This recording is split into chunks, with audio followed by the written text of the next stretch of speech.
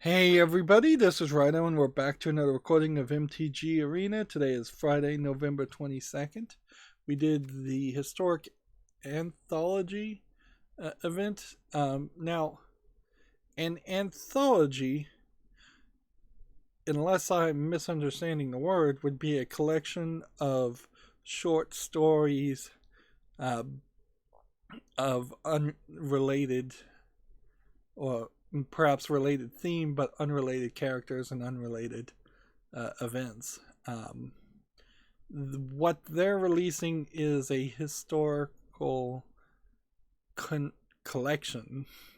I suppose historic collection one would be the right word because it is a curated collection of cards that are not unrelated in theme, really, because they are related in the fact that they're in this new historic gameplay mode, and they're all in Magic the Gathering, so they're all related in event. Anthology movies happen every now and then, and I like to watch them, but they tend to be pretty bad. All we really need to do is get victories, get more XP if we can, and so it is just back to playing standard rank, and maybe I'll get, let's get a little bit cheeky here, and try to play Forced Might. Let's see, let's edit this deck and let's see where we are on land here. I can't even tell that way. That's not the way to do this. Let's see. Do this and then click on this. So land, 25 land.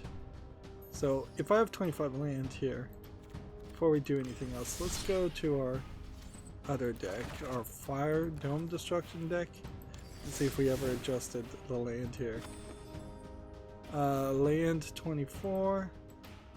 Okay, I just want to make sure I have the right amount of land in every deck that I'm playing. So Angelic Army, I almost certainly have the right amount of land there.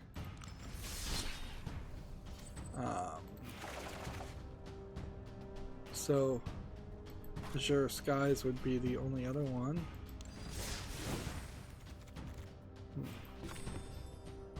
Nope, it seems like we over time have figured out how to do all of this. I don't want to play Azure Skies because that certainly would just end up with me getting frustrated with it and trying to adjust the deck. I probably need to reconsider and rebuild all the decks, but I don't know when I'm particularly going to have a good time for that. What I was saying in the last recording is that I would like to see a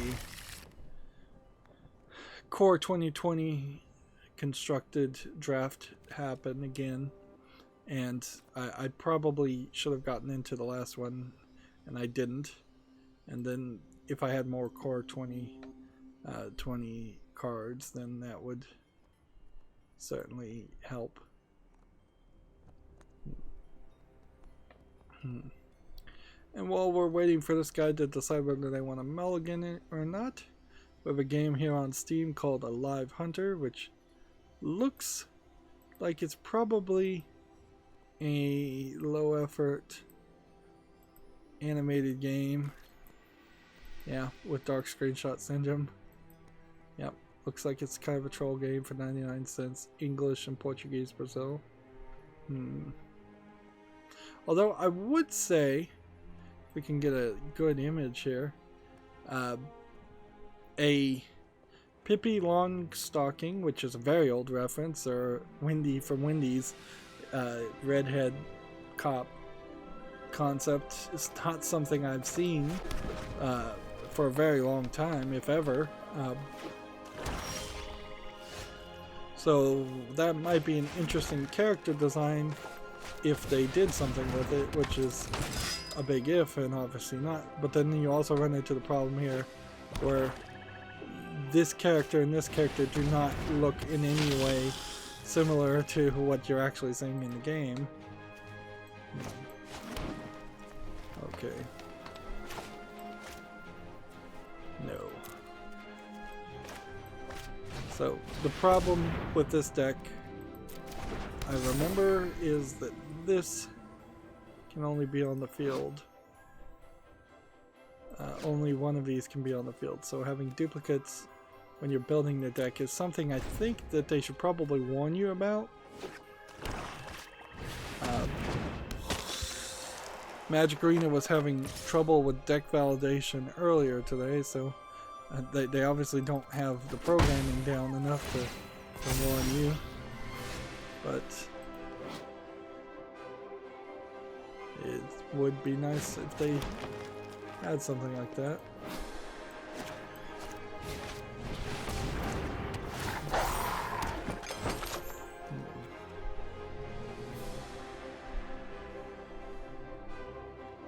Okay. Attack.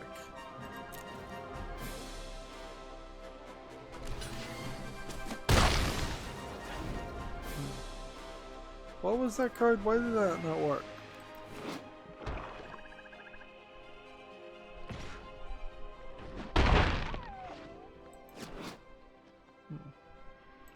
Like, why did I not?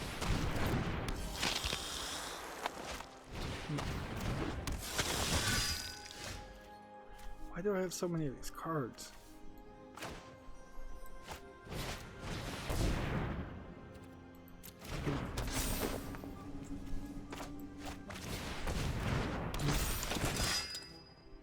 Okay. See, and this could be a failure to begin with. Just this guy dies. Meanwhile, I've got to choose either to use this guy with a death touch or this guy, or just let it all go through.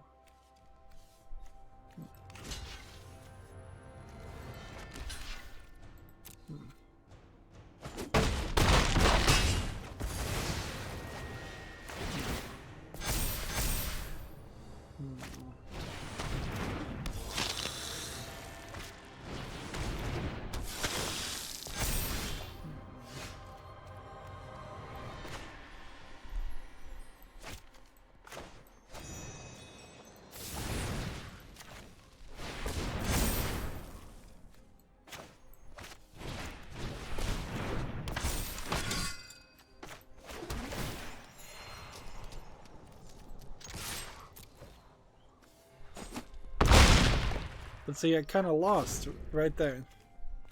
Like,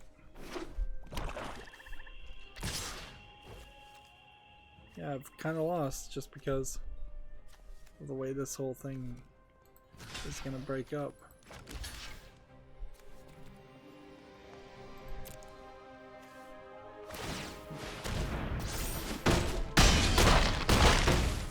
Yeah.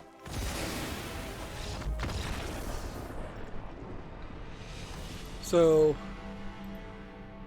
I'm playing ranked, which I shouldn't be. Like we're probably as high up. Well, actually, I wasn't playing ranked. Wow, thank goodness for that. Let's adjust here. We need to remove 2 of these. There's no reason to have more than one of these cards in the field, and honestly I don't know if we need to even have that many. And let's see, what are we really trying to do here in general? Oko the Trickster still playable.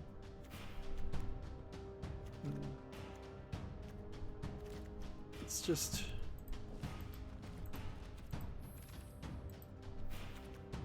think about what we could do.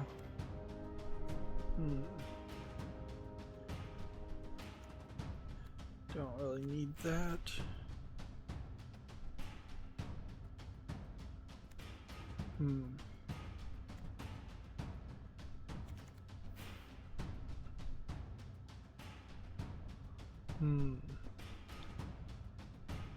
This would be an artifact that you could equip, but I don't see a real reason. Here we have an instant, which might be cool.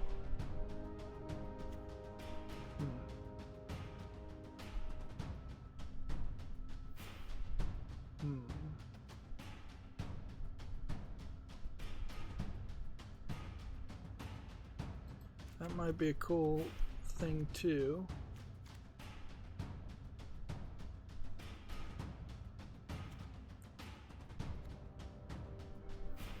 Yeah, I'm trying to look here. Vigilance with 2 2s might not be terrible. These are pretty good cards.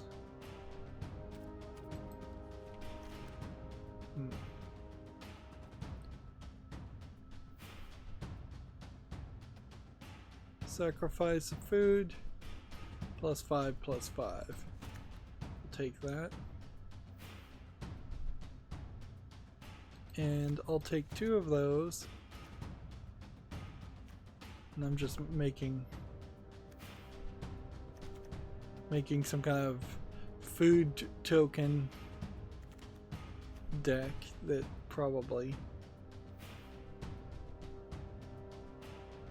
is not really worth having.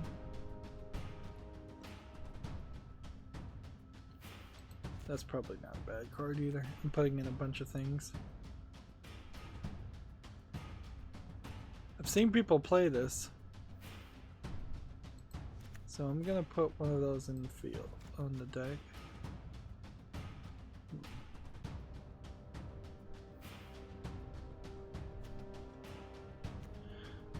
I'm still not sure that I have a full strategy here, but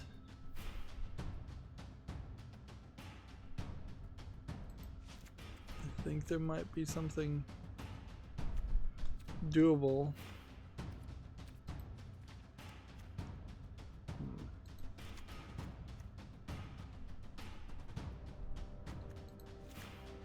Got better cards now than what I had before.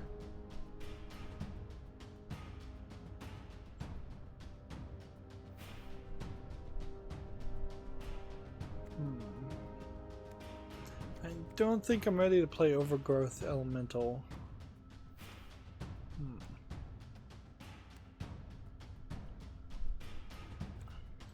I'm still missing quite a lot of cards, so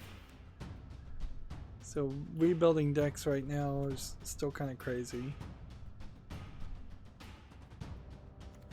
But clearly I need little touch-ups because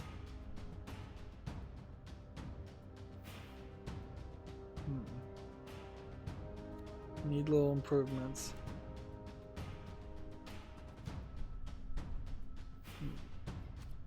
Just so I can actually get better win ratios.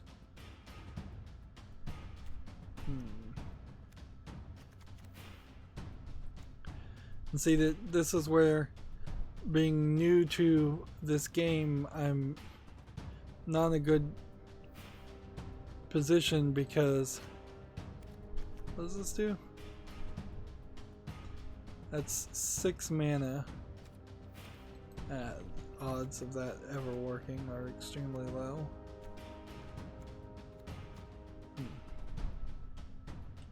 But being so new to this game, I don't have the cards, so somebody telling me to build a specific deck that's like a top tier meta deck doesn't really make sense.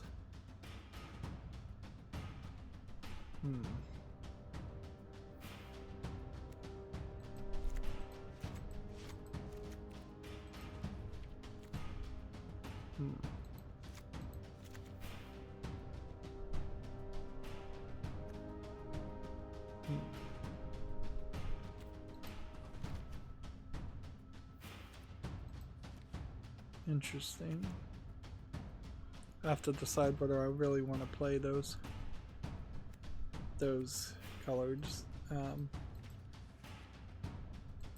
less color mana, or whether I want to stick with more of a basic mana. And here's Oko. And they're just gonna show me it's banned. Interesting. Why they desperately need a link here that somewhere.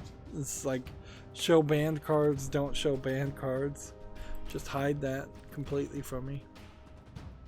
Alright.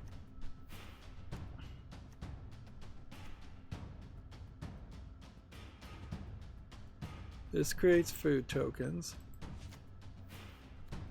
So I think I probably was intentionally trying to get rid of things otherwise. Let's see. Let's get rid of that.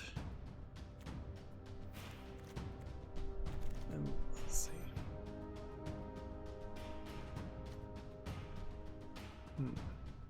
Let's get rid of that.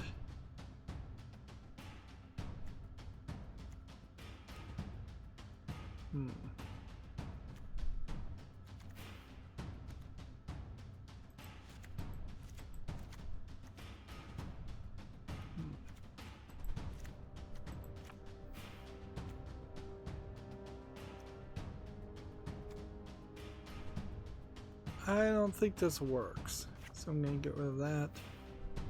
I'm going to get rid of that. And then this destroys an artifact or enchantment, gives me 3 health, where this for 1 mana less destroys an artifact or an enchantment, or an exiles a card from the graveyard. So more options minus health. So we'll get rid of that. I don't think we need this. Food tokens. This guy convokes, which may not really work too well. Well, I don't think I've even played that card before.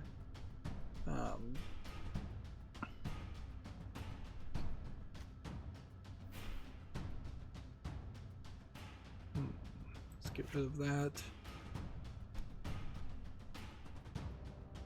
Let's get rid of that. So I have 7 more cards to get rid of.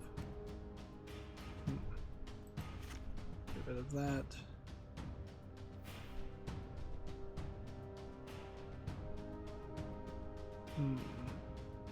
Get rid of that.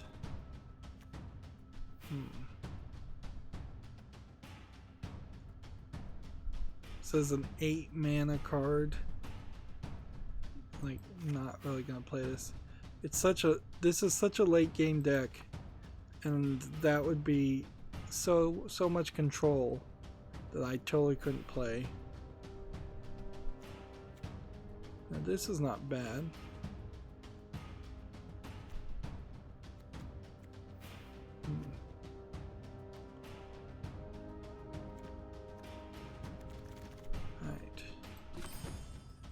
We have 14 creatures, we have 30 lands, so we need to get rid of like 6 lands. 1, 2, 3, 4, 5, 6. 1,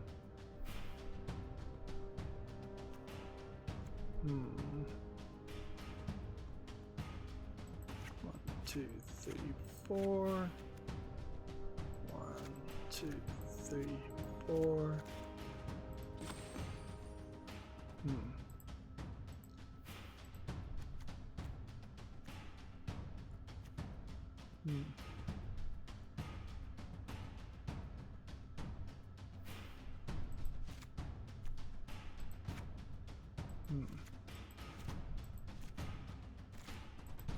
So that puts me at 27 lands, 5 enchantments, bunch of instant spells, and 14 creatures.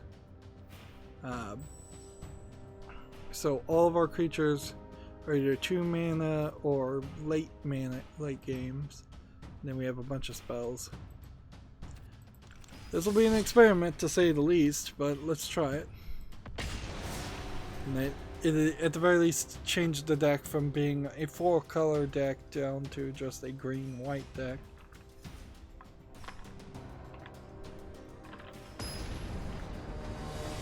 I don't know if you're playing Magic if you really have to declare what color you're playing. You probably do. I think it would probably be a matter of good manners at the very least to say I'm playing a green-white deck. But I imagine if you're playing tournament play, you might also get banned or penalized if you said you were playing a green deck and then there's a bunch of white and black cards and no greens in it. So I'm going to mulligan here because I have too many lands. And yeah, alright. Well, we'll stick with that one.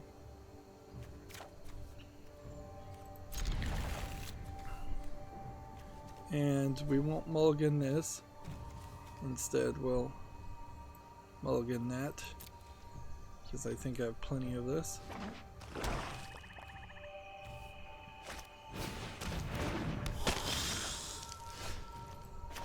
We'll just play.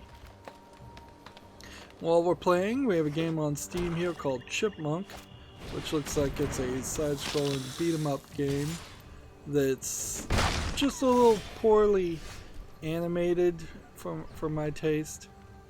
And frankly, I'd much prefer to play River City Girls than this weird concept.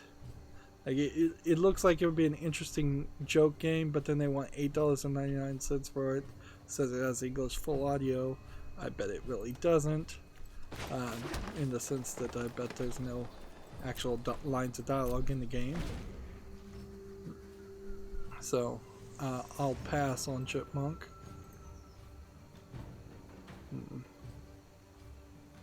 And I guess auto pass on this turn. Game of Center has an article. Former Arcane devs Ralph Colantanio and Julian Robbie set up Wolfeye Studios. Two former developers at the Dishonored and Prey developer Arcane Studios have formed a new team. They set out to try new ideas and approaches away from the world of AAA development. Okay, interesting. What do you really want from people who worked on Dishonored and Prey, though? Because Prey, in a lot of ways, was a experimental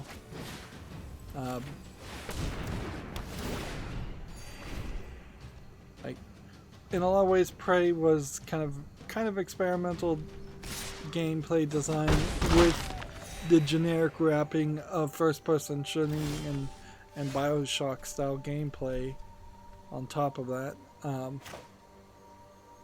Let's see. Well,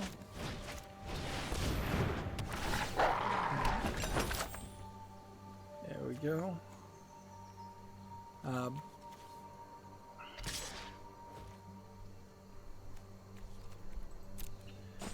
And then Dishonored was a stealth game with some slight differences there. Okay. We have like three of these we could play at one time.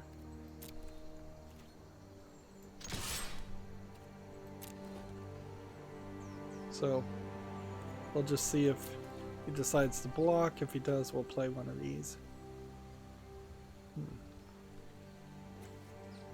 Be cool if there was a card that would put like 10 copies of this card in your graveyard, but I guess that would never really happen. Come to think of it.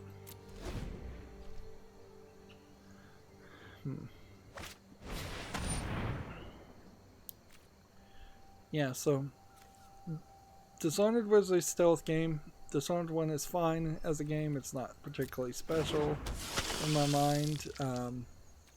had an interesting story that didn't seem like it ever went anywhere big enough that anybody mentioned it having like a cool or different story. Well,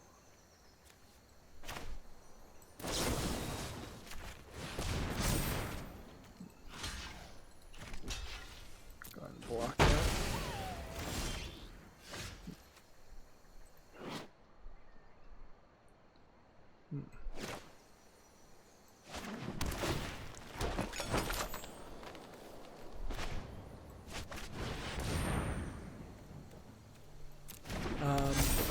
Yeah, and Prey was kind of an interesting story too, but I don't know if there's anything else to really say about it.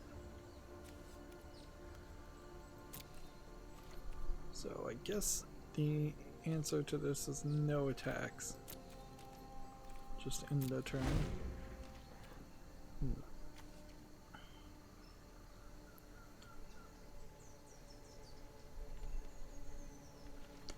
So yeah, in a weird way, that them forming a new studio makes me just kind of wonder, like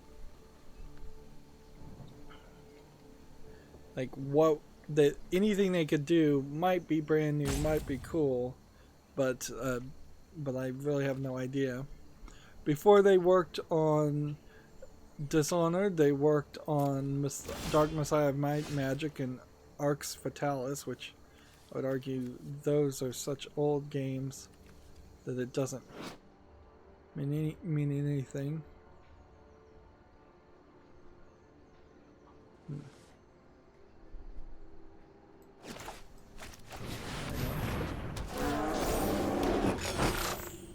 So now we have even more food. And this is interesting, there's a stylized skin on this one and not this one, and yet it still overlaps. What does this do?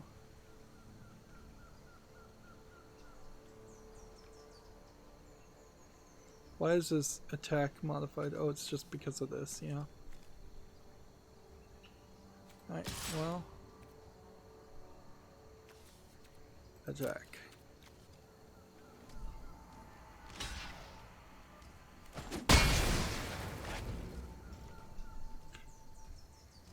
Well, that was dumb. That was really dumb of me.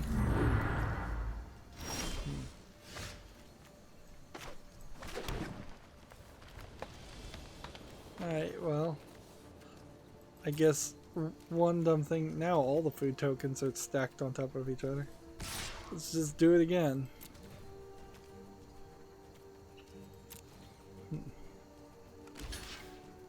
Alright, well then how about this? And then how about this? And then how about this?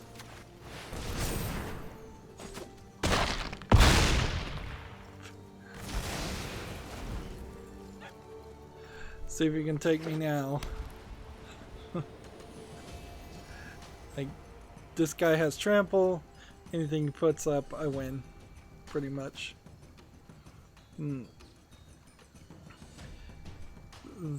Seems like one of the two founders also worked on Mafia 3 and Borderlands the pre-sequel, which is the bad Borderlands. I mean, so they really have been all over the place. So it'll be interesting to see what they're going to do, but they kind of would have to start hiring some other people before they even started to give an indication what of the many directions they're going. Speaking of going in weird directions, apparently one of the Xbox managers said that they need to focus more on RPGs, which is true, certainly. Microsoft and Xbox should focus on getting more RPGs and stealing market share from PlayStation. Although, in all fairness, they also need to just focus on more visual novels. Like, just sneak them in there, and you could catch a major amount of the audience of the Japanese market. But yeah, at least they're going in a different direction. At least they've realized that they can't just be the console for Halo and first-person shooters, as this year and probably the last few years of first-person shooters have not sold very well at all. On the other hand, it is probably also a bad mentality to say we should focus more on this category of game instead of this category of game. It should be more of we should have a very diverse portfolio of different types of games coming out every year, and we should try to encourage and help creators to make a diverse portfolio of different types of games, so we don't have situations where it's Fortnite clone next to Fortnite clone next to Fortnite clone next to Fortnite clone for an entire year, which it was looking like it was going to be that for a while there. A lot of Battle Royale games announced, at the very least. Komatsu has an article here. Damien Ex Machina free collaboration DLC Code Geass Lelouch of the Rebellion set, now available in Japan. So it really seems like this game is doing a lot of collabs of slightly older anime. Like, they did the Eureka 7 set also. I don't recognize either of these characters. Yeah, either this is some new version of Code Geass that I didn't see. I kind of like the story. That's the guy they've just aged that character up again, just like they did with the other collaboration. I don't know why they would do that. Like, who wants to play an aged version of your character? Particularly when that character being aged would have some storyline spoilers attached to it, I would imagine.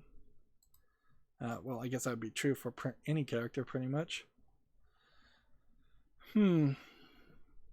Yeah, it's almost as if they cannot animate in 3D the characters to look like the way they did in their animes, which I assume is the case.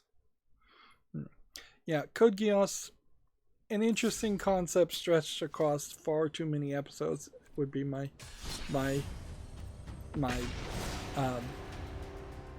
explanation there. Particularly when you have, like, the second season rebooted everything, and a lot of times it was trying to be a slice of life anime when it was more of a mecha fighting show, and it just was all over the place. If you condense Code Geass down into its top 5 or 6 episodes and tell a consistent story, it's a good story, I think, worth watching. But you have to really struggle to watch the entirety of it and experience it. It certainly was a show that was something that was popular as it was coming out, so everybody was talking about it.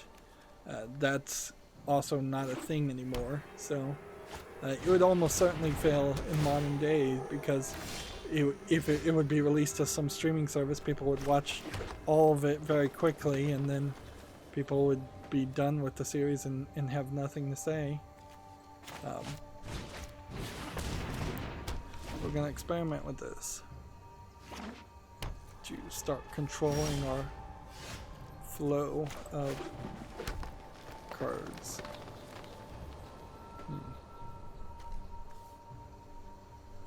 So if I put this on, right, so I'm gonna tap and then tap, and then I'm gonna put this on this. Oh, that didn't work because this required 3 mana. Darn it. Well, that was dumb. Oh, whatever.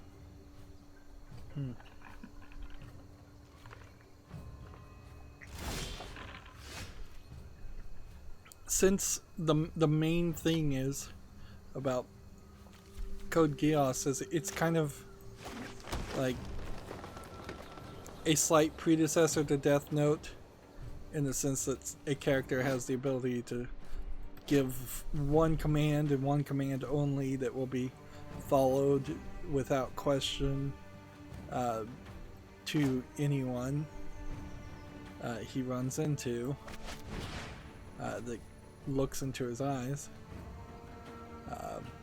Do I really want to play this card? Or let's play this.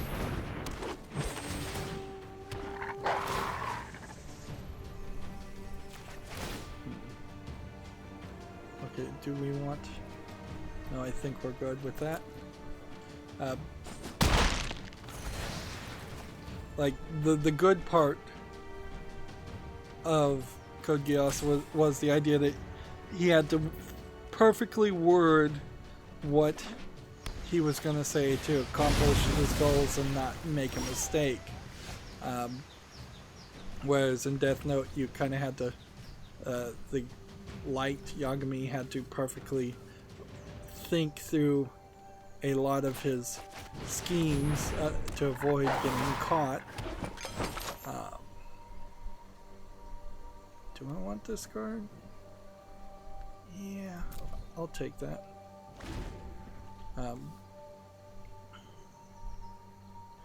And it's a little surprising that somebody else hasn't tried to do that same thing. Although, in all fairness, a ton of animes have characters that are just Mary Sues, so in a sense that they are always being listened to and obeyed by all the other characters, obey their requests and orders anyways, so they don't need a special power, they just have it, have authority that they often don't deserve. Yeah, we'll hold on to that one.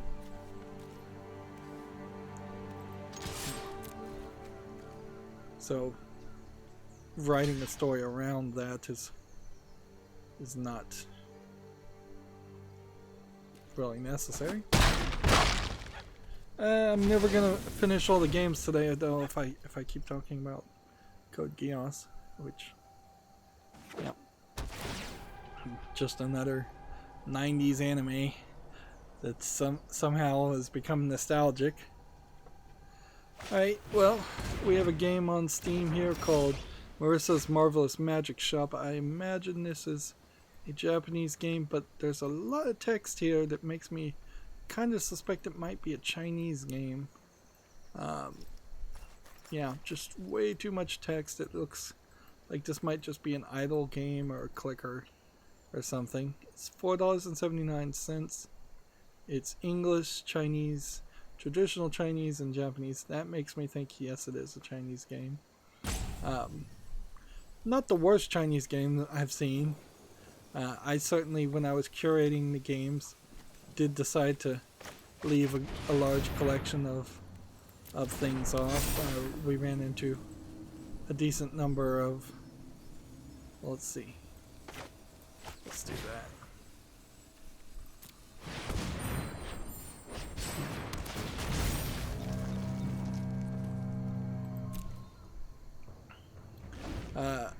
So yeah, I did run into a decent number of bad games from all over the place. Some from China, some from Russia. In fact, I saw a bit of a uptick in Russian troll games again.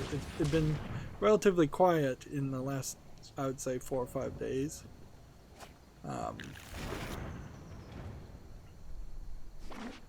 And seems like it's got an uptick. And then we got a small amount of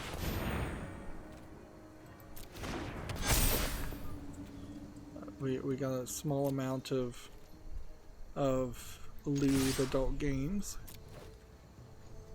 Let's see. Next. Who are you gonna block? Let's see, how many of these do I have in my hand? so you're gonna block that. Well then I'm gonna play that on that.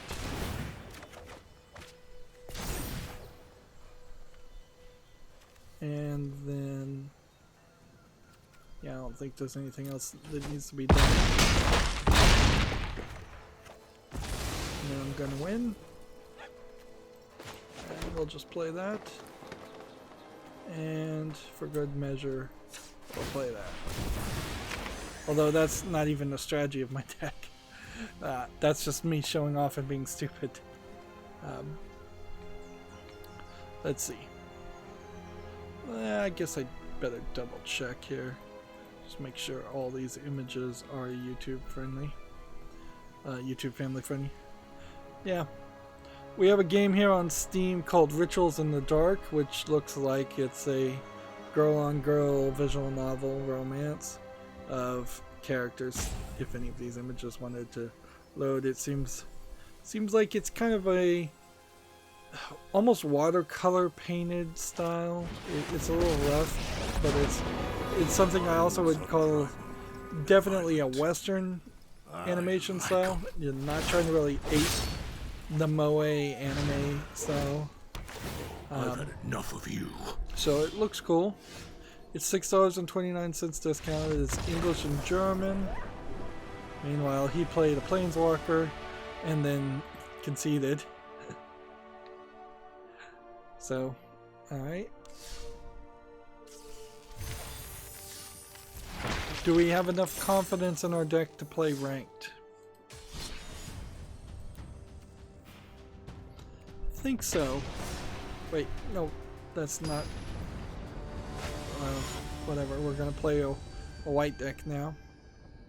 So yeah, I'll put Rituals in the Dark in on the fall list and we'll see.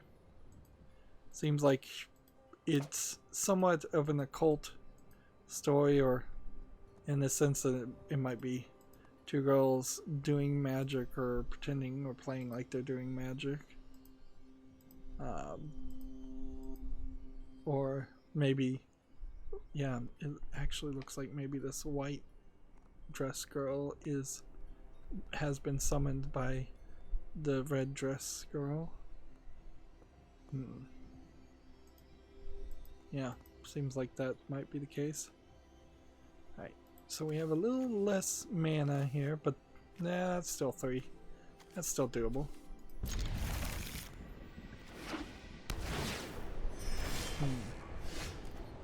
Alright, so we put this on the field, put this on the field, and then end our turn automatically.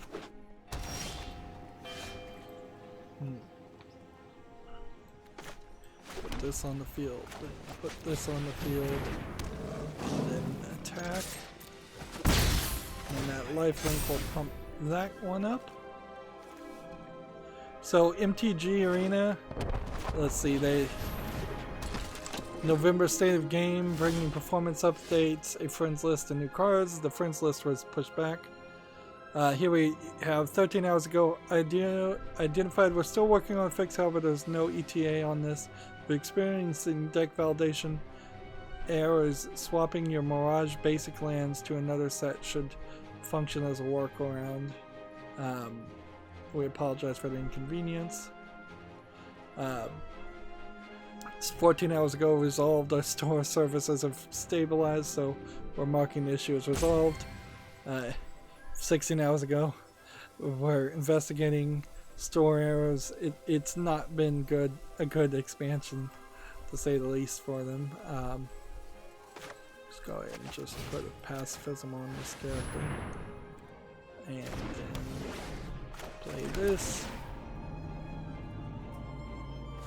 And this alone should buff it up to, yeah, 5/5 is pretty much you've got it. You've pretty much won by your third turn. So yeah,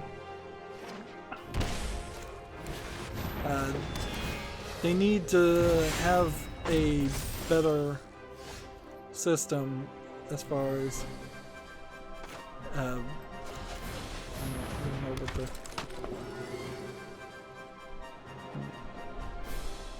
what the best way to say this is. I need a better system to test their stuff out. I could only just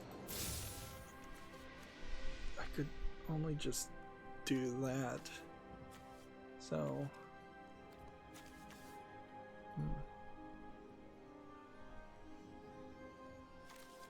next, and then we'll attack. We'll play some of these other cards next turn.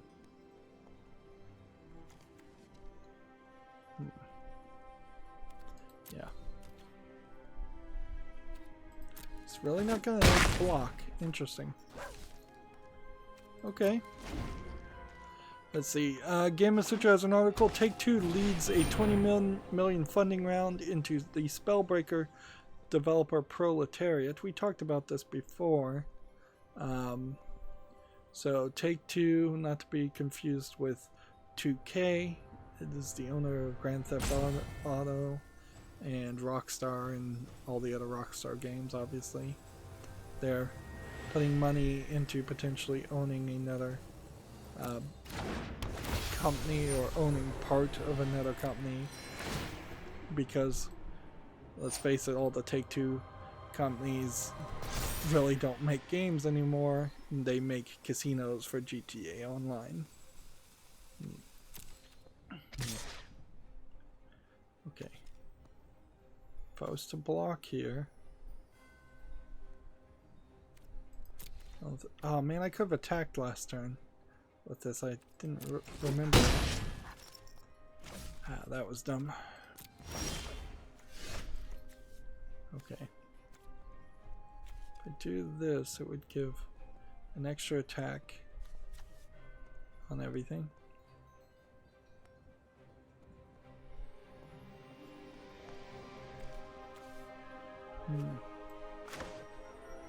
If I do this, we can do that. And then next, and then all attack. And then next. And whoever wants to block. Okay. He plays this on this.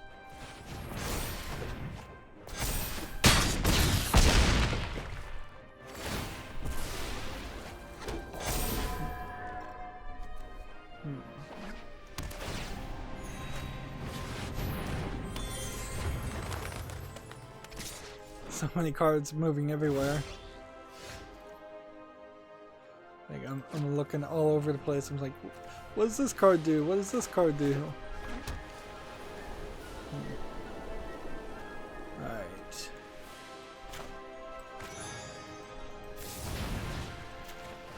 Flying. And then this.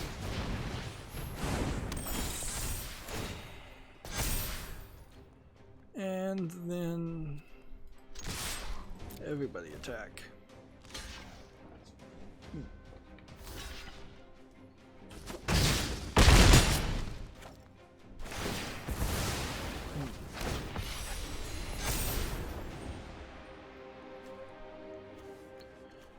So let's see.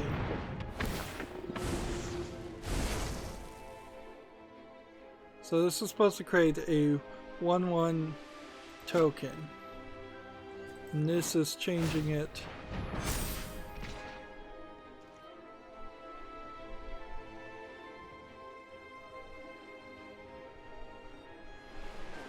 Changes it to a 4/4 token.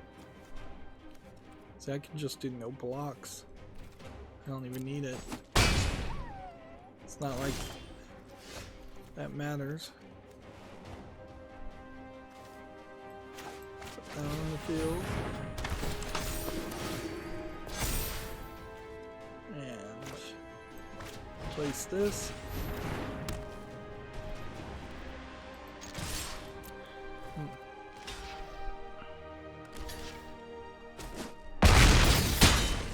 How is this block?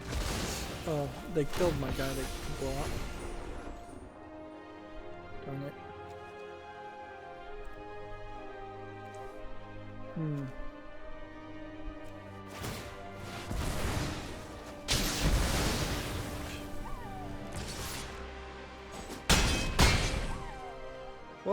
What was that card? Like, what card did he just play?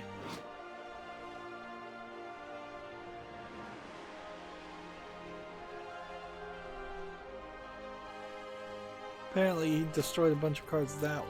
Alright, well.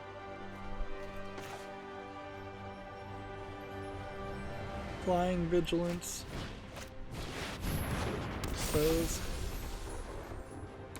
Moving on, we have a game on Steam called MTG Arena Battle Royale. That sounds like a low effort name if I was ever heard of it.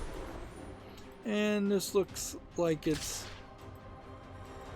probably nothing, with just a lot of images really zoomed in on pre-bought assets. But then the actual game is almost a top-down RTS. This is $9.99. It's an English-Russian game. I'd call this a Russian low-effort game, not particularly a troll game. So,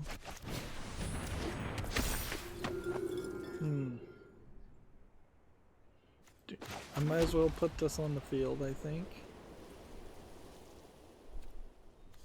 I'm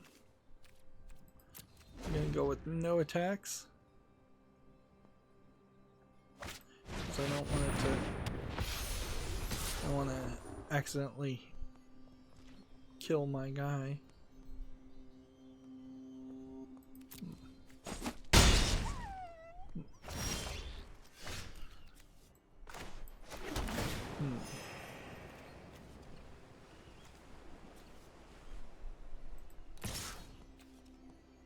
Can't be blocked with anything with 3 or greater.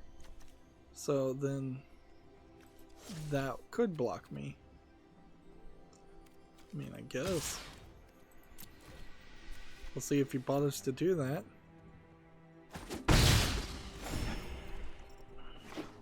See, Gamatsu has an article here. Love Our Kiss launches February 27th, 2020 in Japan. Version differences detailed. Owners can upgrade a month later to the Kiss upgrade add-on. So, if I was to guess, this is some kind of lewd game, but I'm not sure what kind of game it is. Seems like they're also listing different versions having different things for the Switch versus the PlayStation 4.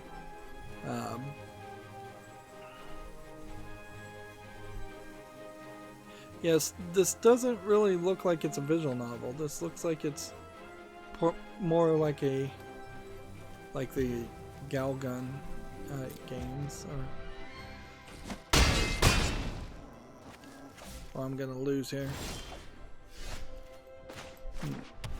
What is wrong with this deck? It's probably got too much mana, too much land, and not enough of anything else.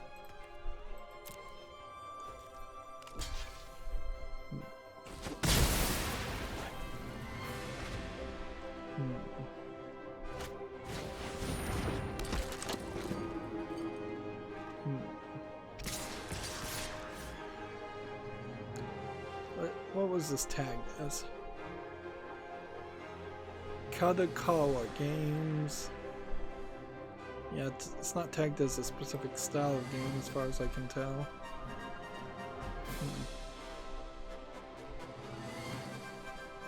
See. Next we have Asterix and Obelix XXL 3. I feel like these are re-releases of games that already came out. But maybe this is the new one in a trilogy. I'm going to put this on the follow list because I recognize the name.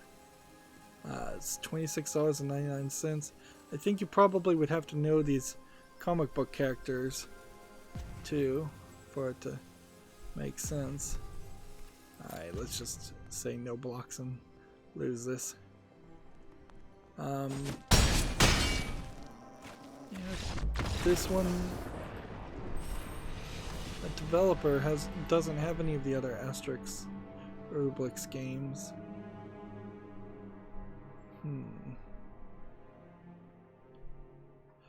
But the publisher has Asterix and Obelix too, so yeah, I went down a rank. Alright. So deck, this white deck, double click to edit. Let's make a quick change. We're gonna get rid of 2 of these, and then we're gonna put in some more things that we can have. As soon as we find something we can have.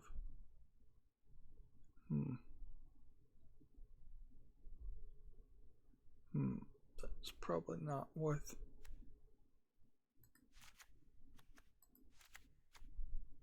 having that many.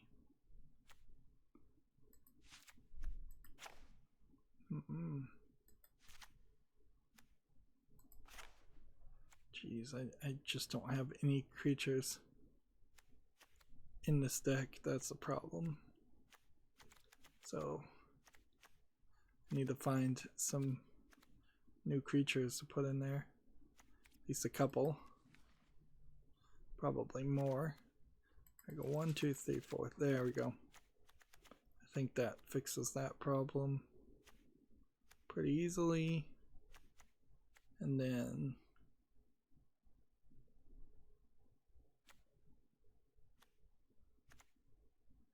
get rid of 2 of those. And let's see. Maybe get rid of, well, actually that's all I needed to do, so there we go. That slight tweak to that deck that I didn't even want to play. I was going to be playing Force Might in Standard.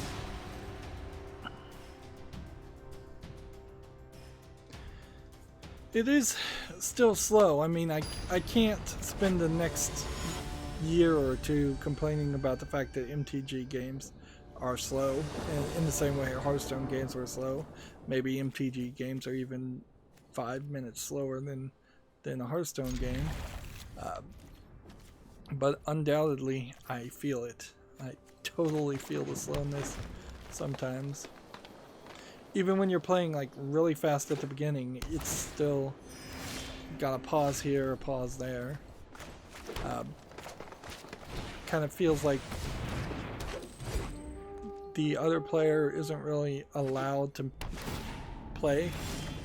Like, why can't I play, in all seriousness, why can't I play right when I want to, even if it isn't my turn?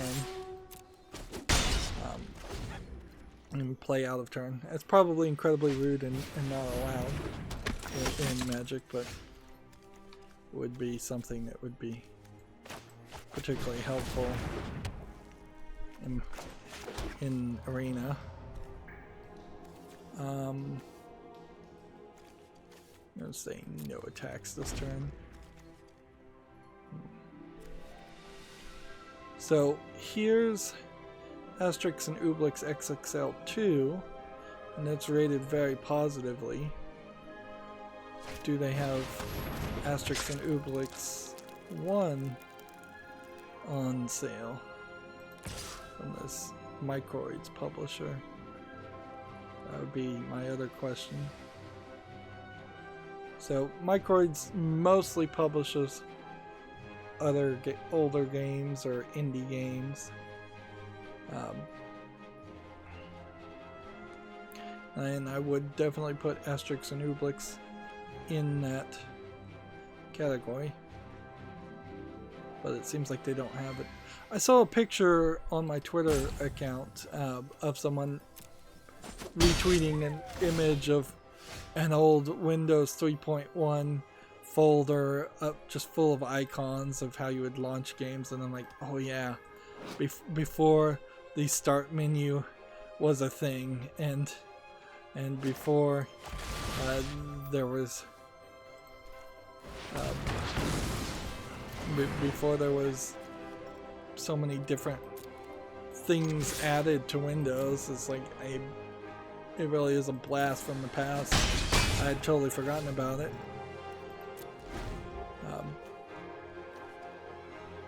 And certainly you wouldn't want to go back to it. The fact that Windows 3.1 could have like a 16 by 16 pixel icon for every single application you have, and you were running probably somewhere close to a 320 by 200 resolution monitor, and that wasn't such an incredible you had so few amount of hard drive or floppy disk space that you wouldn't have been able to have that many things installed anyways, even if you were just putting icons to programs that would not actually run unless you put in a floppy disk, which would often, I guess, be the case. Just goes to show how few files and how small it started, and now you have easily, I would say, close to 32,000 target creature you control deals damage equal to the. Alright, well.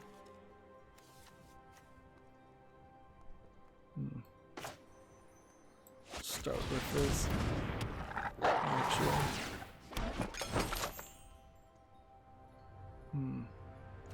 Yeah, that's a good card to keep. Yeah. Easily you have 32,000 plus files just for the Windows operating system that you have no idea what they do. I imagine you're probably approaching closer to 100,000 files that you have no idea what they do if you were to just generically think about what the options are out there. Alright, well, I don't see a reason not to do this. And then that lets me play this. And then that lets me do this.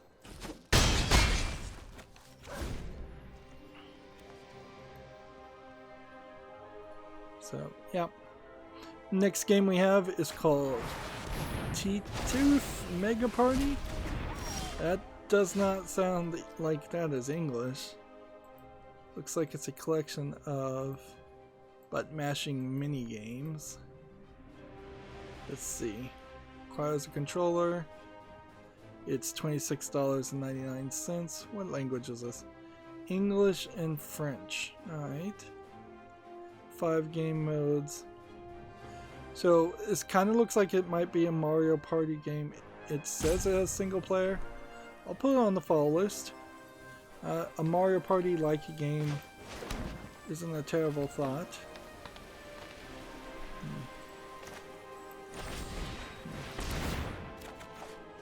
Let's see. And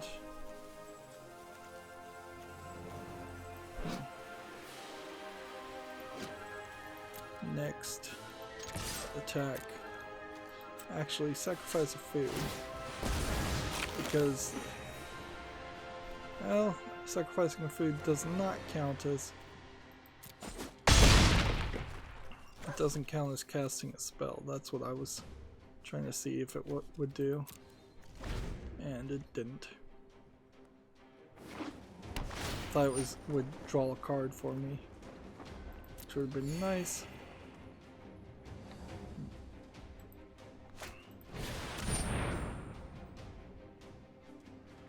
So,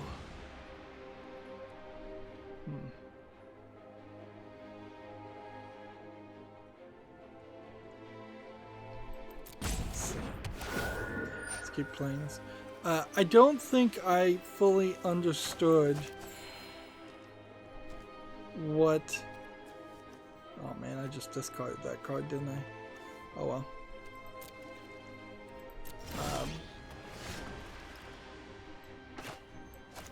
Yeah, I don't think I fully understood what they were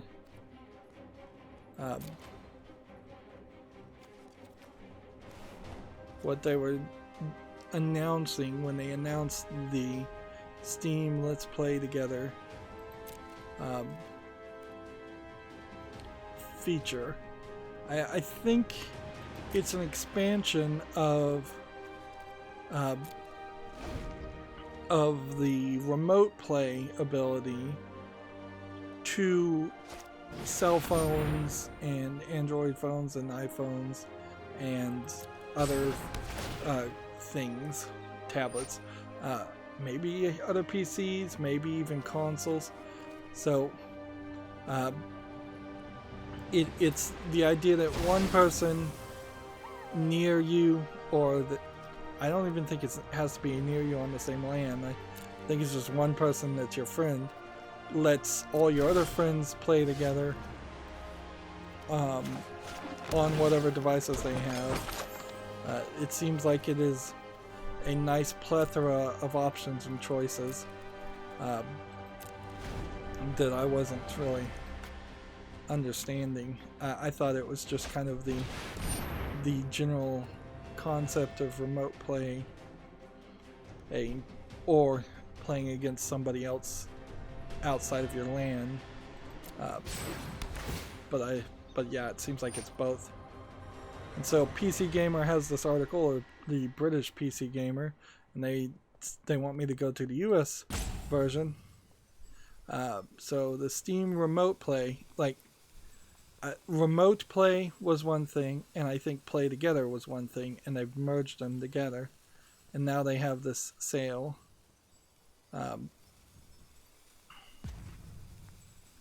Let's see, up to 4 people or more in good conditions can share a game. Let's see what I want to do. Just pass.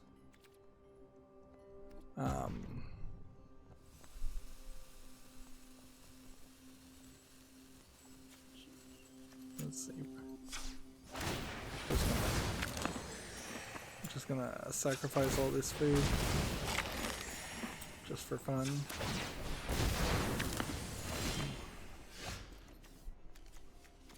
Since I have nothing better I can do. There you go, more food. You like that?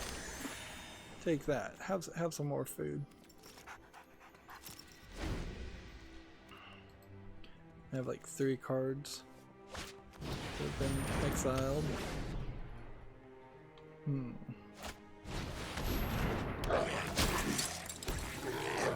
Let's see. So it's available for iOS and Android developable devices, as well as Mac, Linux, iOS, Android, and Windows. So, with the exception of consoles, everything else is doable.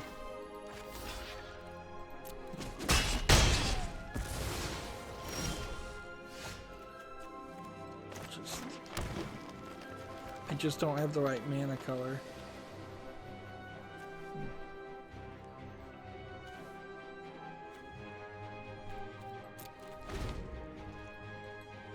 So yeah, good to learn something new. This will be the last game we play for this recording. Gamer Search has an article here. Get a job. Sucker Punch Productions is hiring an encounter designer, which is not a job listing you hear about too often. That's in Bellevue, Washington. I certainly could think of a few games out there that would have benefited from having an encounter designer instead of just kind of having generic or random layouts of enemies. Right, so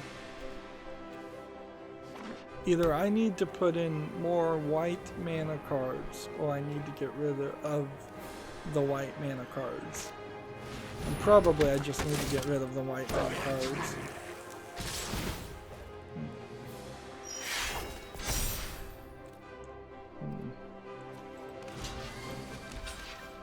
Yeah. Seems a little unlikely we'll survive too much longer.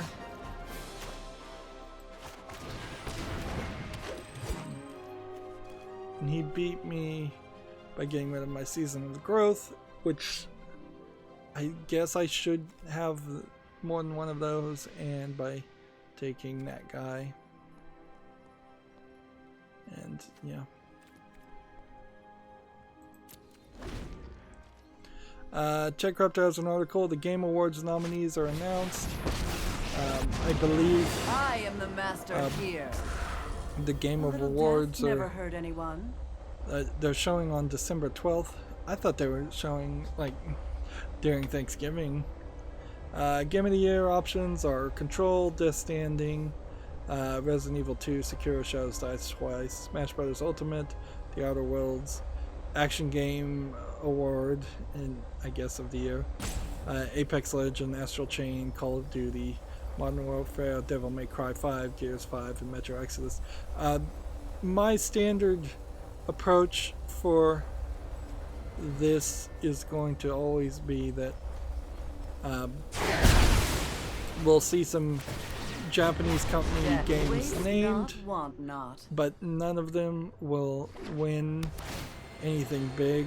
Like Resident Evil 2, for instance, for Game of the Year, has a decent argument towards it, but almost certainly Control will win. Sekiro Shadows Die Twice has no chance, and Death Stranding is too controversial, so it won't win. For the Action Adventure Game of the Year, Borderlands 3, Control, Death Stranding, Resident Evil 2, Legends of Zelda, Link's Awakening. Now, Nintendo games really don't classify as Japanese games to most Western critics, so Zelda might win that, but yeah, Zelda has a good chance because Borderlands 3 is too controversial. Control, I think, doesn't really deserve to be called an action-adventure game, or just a standard action-adventure game. Art direction, Control might win there. Death Stranding might win there. Gris.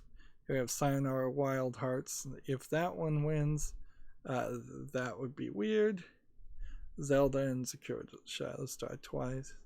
I don't think Gris or Sayonara Wild Hearts deserve to be on those lists. Audio design, Call of Duty Modern Warfare.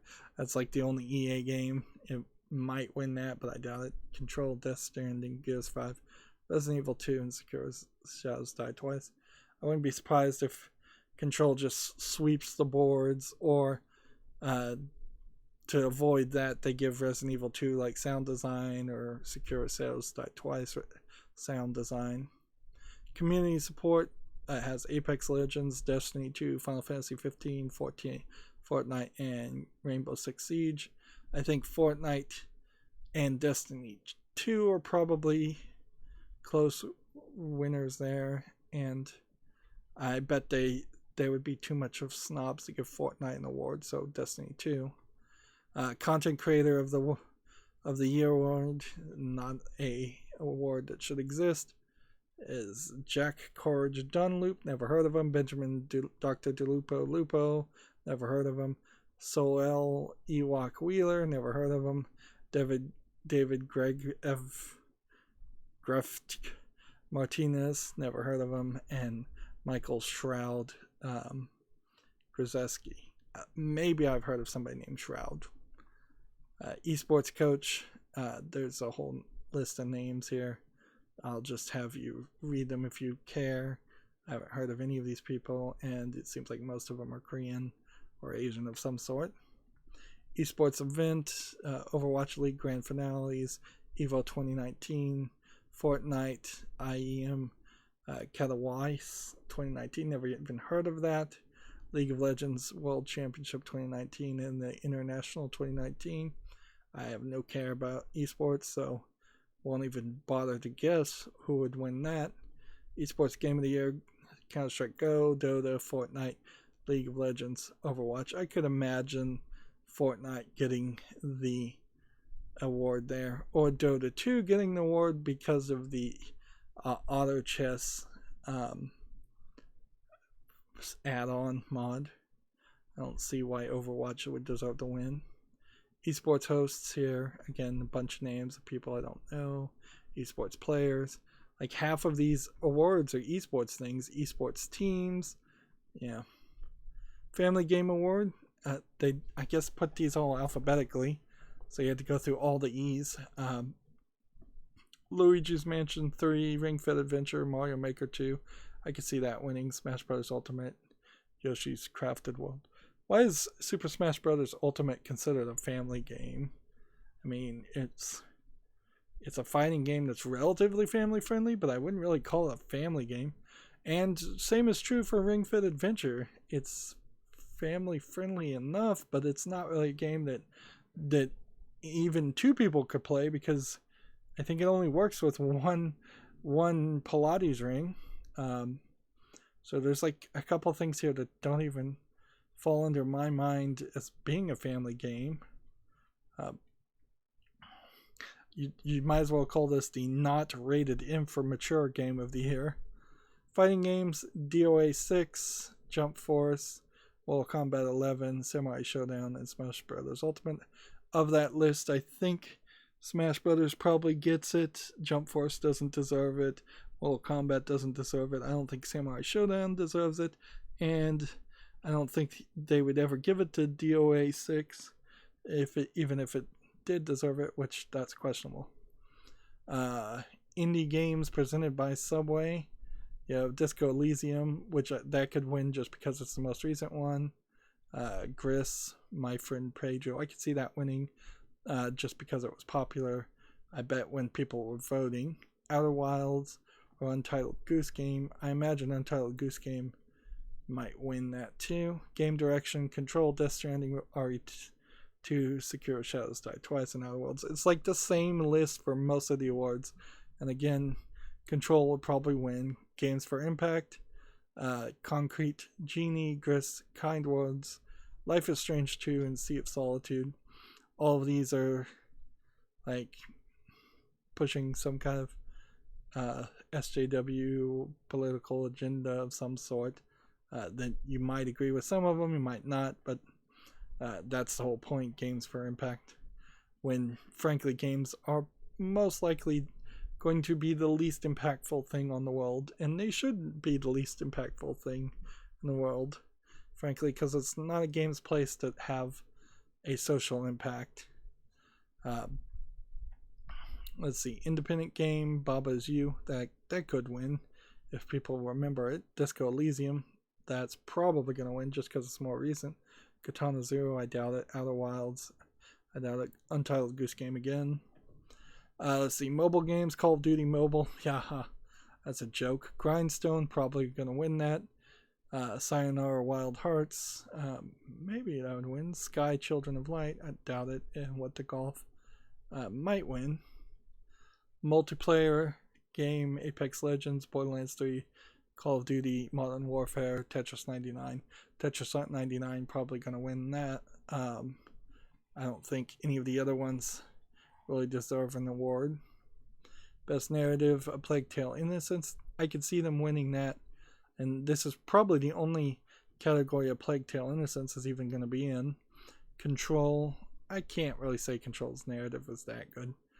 Death Stranding, Elysium, and The Outer Worlds. I would argue if you read all of the pieces of paper in Control, you weren't getting so much narrative as you were getting backstory. And the difference there in my mind is narrative is telling the story that's happening now and what is happening and revolving around the main character. Where a ton of the pieces of paper you pick up are backstory, things that explain the history, of an object to power, or what happened in the first house, or what happened with the Federal Bureau of Control. And so, yeah, I wouldn't put that in the narrative. I wouldn't call it that. But that might just be me making up definitions in my head. Best ongoing game, Apex Legends, Destiny 2. I can see Destiny 2 winning there. That Final Fantasy 14, Fortnite, Tom Clancy, Rainbow Six Siege. I don't see why Rainbow Six Siege should be on that list. One of the things I'm getting here is it feels like they've got the games they want to give awards to, and then they just made 5 different categories for 5 different games so they could give 1 award to each game, which is not the way you should make your categories, and not the way you should make your list of games that are on your short list to win those categories. You should have some more diversity there. An award show like this is going to inevitably make it look like only 5 to 20 games came out in this last year, and that's not true. We had a lot of games come out. Most of them sucked, but a lot more than what's being mentioned here. Performance, or I guess voice actors. So I could see any of these people showing up, and if they show up, I bet they get the award. That would be my thought there. Best RPG game, Disco Elysium, Final Fantasy 15, Kingdom Hearts 3, Monster Hunter World. I guess Monster Hunter World probably deserves to win that, and probably would. So this might be a better year for Japanese games than usual. Score and music for Canes of Hyrule. There's a good chance that wins over Death Stranding, Devil May Cry 5, Kingdom Hearts, and Sayonara Wild Hearts. I wouldn't be surprised if DMC 5 doesn't get anything. Sports and racing games, Crash Team Racing, Dirt Rally 2, eFootball, FIFA 20, F1 2019. This is a weird one because it might be Crash Team Racing that wins. It might be Dirt Rally, or it might go just to a soccer game. Like, it could be all over the place.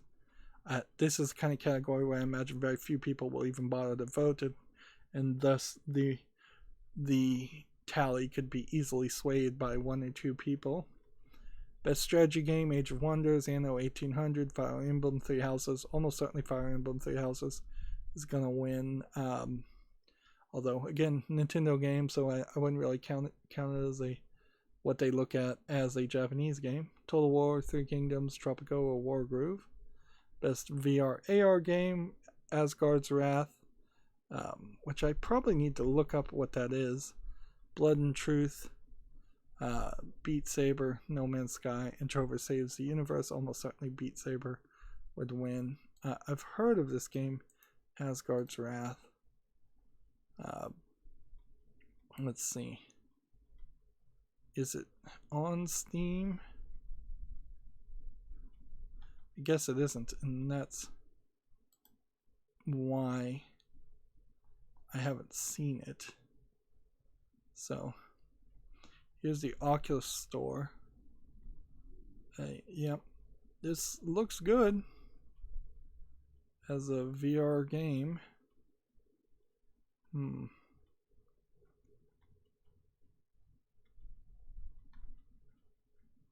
But you apparently only get it as through the Oculus Store, I guess. That's why I haven't seen anything with it. Alright, so that award show